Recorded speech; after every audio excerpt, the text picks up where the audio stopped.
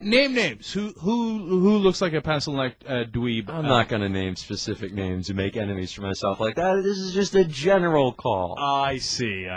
So, all right.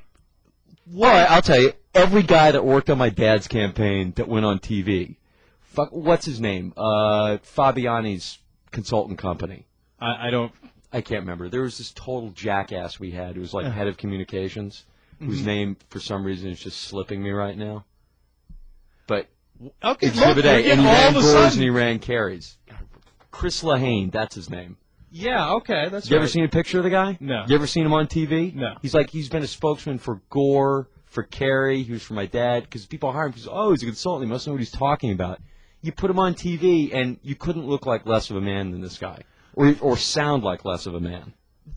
All right, all of a sudden you're saying fascinating stuff. So why did your dad hire him then? Because he didn't know. Right. He didn't know any better. He's like, comes out of the Army, and he's, these guys have won all these campaigns. They know what they're talking about. And like, shit, I don't know any of this stuff.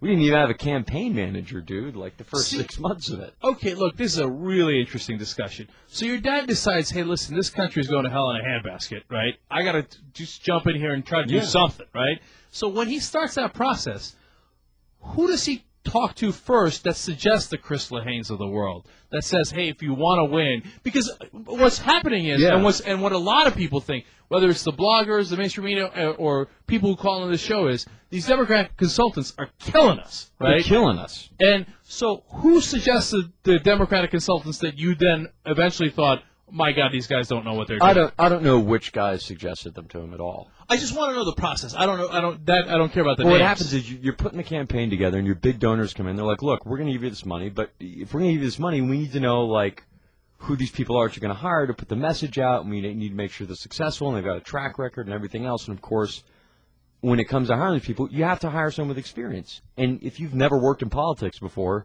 their experience looks a lot better than someone from like the quote unquote grassroots from the internet who has no experience." I see what you're saying. The problem is all the people who have experience in the Democratic consultant world are people who've worked on the Dukakis campaign and the Kerry campaign, the Gore campaign, and all these campaigns that have gotten run over. And they're the ones that have experience. But what a lot of people don't realize, and I talked about this with some people in Washington, is those guys do have, quote-unquote, winning track records that wind up deceiving people because they say, hey, listen, this guy's run Ted Kennedy's campaign for the last 30 years, and Ted Kennedy keeps winning, right? Yeah. And they got these established guys that keep on winning, but that really aren't taking any chances, and that really, it's not like, oh, look. But here's the sick thing, and this is what's wrong with the politics in general in the country is everybody knew. Like, everything you're hearing about in the press today that suddenly, like John Kerry or Hillary Clinton is outraged about, they knew about all the shit back in 2004. Mm-hmm. Everybody did. And they go, we just found out. That's BS. They all knew about it.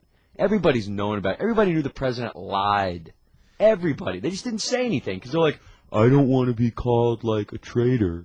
Or I don't want people to, not like me. See, Wes has just made his 18th interesting point in a row. And obviously when we say his dad, for those of you who weren't tuned in the beginning of the segment, Wesley Clark, of course, ran for president.